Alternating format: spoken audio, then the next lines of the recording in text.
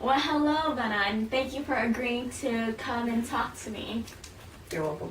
Thank you for having me. Okay, so today we are going to be talking about sexual education in school and social medias. Yes? Yes. Okay. So, my question to you is, what do you think about sexual education? When you first think of that, what pops in your head? Just studying about sex, anything that sex involved. So, yes. What about sexual education on medias, like social medias, like TV, billboards, internet? What about it? Like, do you think it exists, or? Of course, my friend, of course. Oh, really?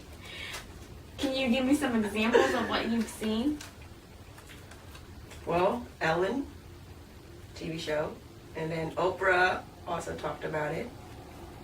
And Friends, my favorite show. Oh, thanks. Okay. So how about I give you some brief information about sexual education. Yes, please. So, nowadays, we have, some people call it STAR, some people call it other stuff, where kids are getting educated about sex and other stuff, because sexual can be your gender, your identity, how you persuade yourself, or it can be intimacy, which you said sex. It can be relationships. It can be all that types together, since maybe skinny or bra, and then you being educated about it. It's not only just sex, which sex is in there, but yeah. Okay. Interesting.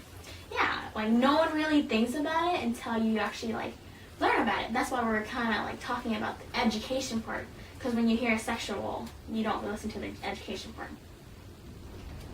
Okay. So I've read an article that they said the key seems to be helping individuals better evaluate and understand the relationship among intimacy, in sensuality, sexual health or behavior, sexual identity, and sexualization. Yes. What is the key? So this key that they talk about is the key that most professional educators that teach sexuality would use, or they should use, so they can explain to the kids deeper and they understand that sexuality is not only about sex or intimacy. It can be intimacy. It's different part and different components together. Gotcha. Yes. Thank you. Yes. And did you know that 46% of teens learn about sexuality from their parents? How many? 46? 46%. Only 46? Only 46. Oh, wow. Okay. What about the rest of them? 20% are from friends. Okay. And then there's 4% from teachers and educators. Only 4? Only Wow. 4%. Okay. And then 5% from siblings. And then 7% from religious leaders. That will be me. And then 4% from the media. So what do you feel about this? I feel like the percentage from the media is a little low compared to reality. It seems like kids know a lot about sexuality through TV or internet. Nowadays, if anyone have question, and I would imagine a teenager, if they're confused about their sexuality, or whenever people talk about sexuality, they would go online, Google, and then search for the answer, which, I think is a little surprise for me, because the percentage is so low on This media. is what they learn from there. Learn from. Yeah. Okay. Now my okay. Yeah, so they learn that little bit of percentage. So they depend on their parents to teach them. Okay. So from the book from my class that we read, this is in the chapter, and they said that when parents have early and consistent conversation in an open and comfortable manner with their children, many of the risk factors associated with teen sexuality can be reduced. Because during the age in teenage years, they're confused about their sexuality. Many will be like, I'm not sure about this and that, and they don't know who to go to. If everybody's educated, they all know about it, and they all won't just judge them. You know what I mean? Because only some % of people are educated in sexuality. Okay. Do you know what I mean? Like, people that, I'm not saying there's... Like discrimination. Yeah. Okay. So they don't understand or don't have the full concept. So they would, think another way of, like, someone else's identity. Okay. Makes sense. Yes. So, let's say media. So there's media, let's say, Family Feud. A lot of people watch that.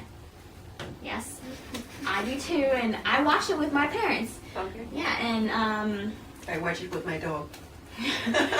and I would say my parents don't speak English fluently, so I would have to translate for them whenever the question is asked.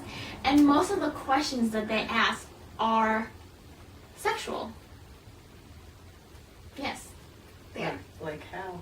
Like they will ask, survey asked 100 men what is hard to take off of a woman during, Okay. the hot time. See, that's one of the questions I remember, and I had to translate that to my parents, and then I had to translate the answers too.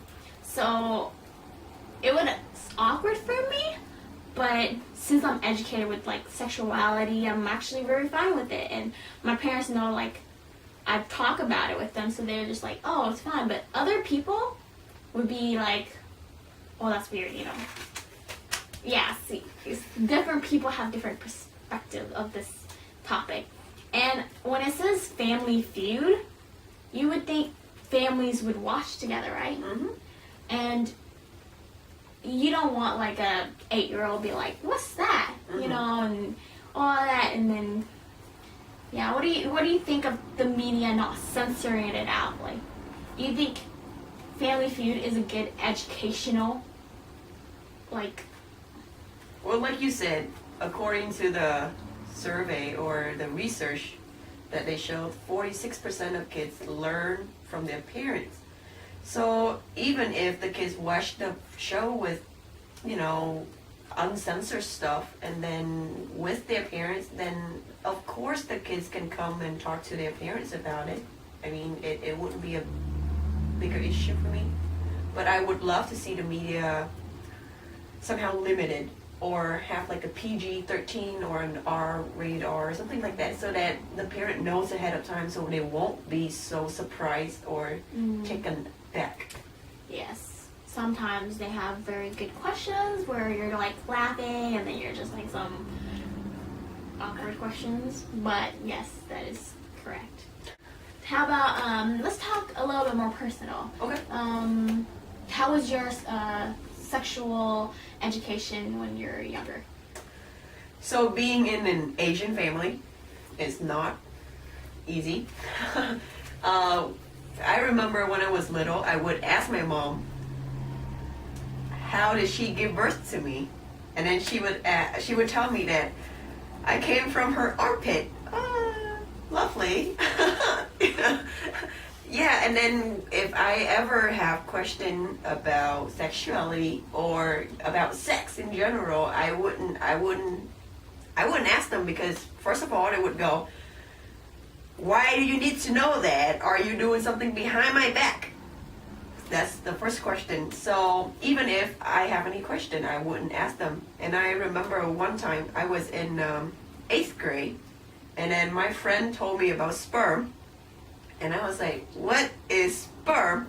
And then they all laughed at me. It was very embarrassing because everyone knows about it but me.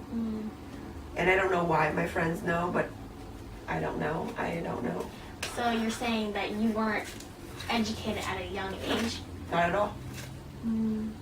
Not at all. As a matter of fact, a lot of my cousins from Vietnam as well, don't know much about it until college or so. I would say I actually did get educated when I was younger. I remember 5th grade we had to sit down and watch this video about puberty, hating females and males, and it was, I remember briefly, but it didn't stick in my head. It was just like little cartoons and really like, what's happening, like, you know.